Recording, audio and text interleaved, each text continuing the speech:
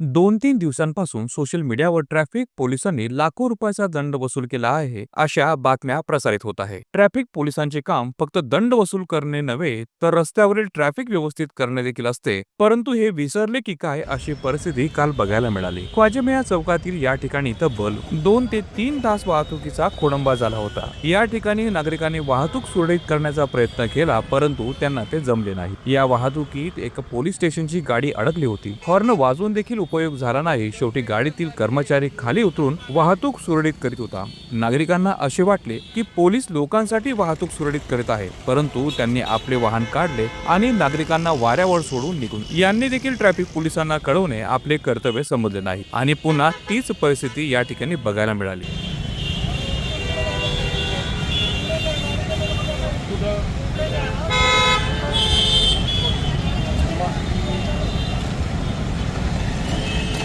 या ठिकाणी रुग्णवाहिका देखील अडकली होती. नागरिकांनी मार्ग काढत त्या रुग्णवाहिकेला जागा दिली.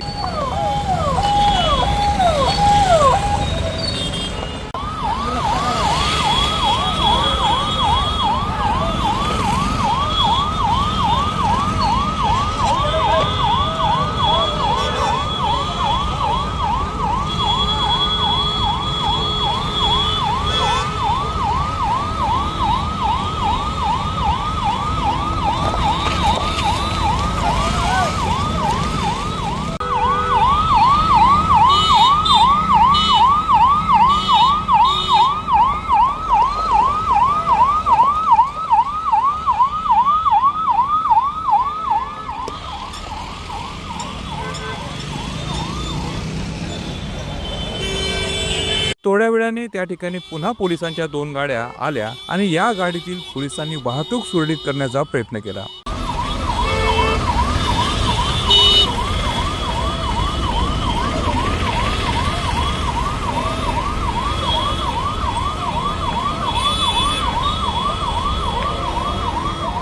आणि त्यांनी देखील आपल्या गाड्या काढल्या आणि नागरिकांना पुन्हा वाऱ्यावर सोडून निघून गेले.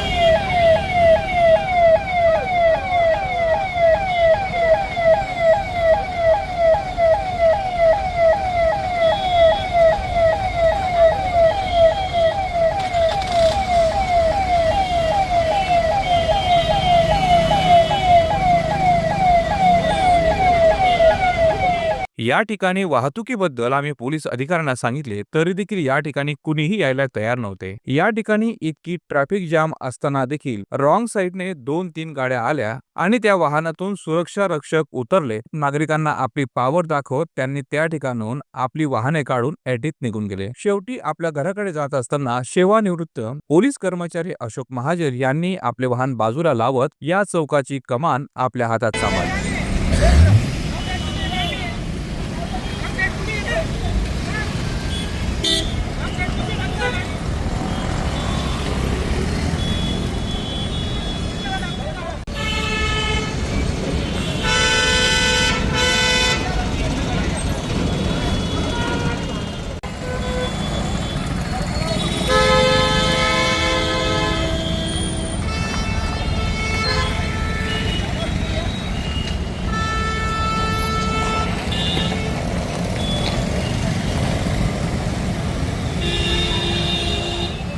महाजन यांनी यापूर्वी देखील ट्रॅफिक विभाग चांगल्या परिस्थितीत सांभाळला होता. एकट्या निवृत्त पोलीस कर्मचाऱ्याने अथक परिश्रमानंतर या ठिकाणची वाहतूक सुरळीत केली. या ठिकाणी नागरिकांनी महाजन यांचे कौतुक केले, मात्र पोलिसांविषयी नाराजी व्यक्त केली. लोकांच्या घरी जाता टाइम आणि एखाद्या टाइमला इथे म्हणजे एखाद्या वेळेस नाही असं की आज झाली उद्या झाली नाही, वर्षाच्या 356 दिवस हेच प्रकारे इकडे जेव्हापासून हा पूल तयार झालेला आहे.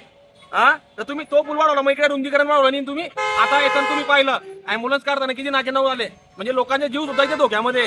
आता हा रोड झाला इथे किती 56 हॉस्पिटल आपल्या इथे, तुम्ही ती सुविधा केली का? इकडे रस्ता रुंदीकरण केला का? प्रशासन काय करतंय? सिग्नल लावला इथे, पण तुम्हाला माणूस ठेवता येत नाही काही. जेव्हा तुमच्याकडे मॅन पॉवर नाही का, तुम्ही मग भरत्या वाढवा ना.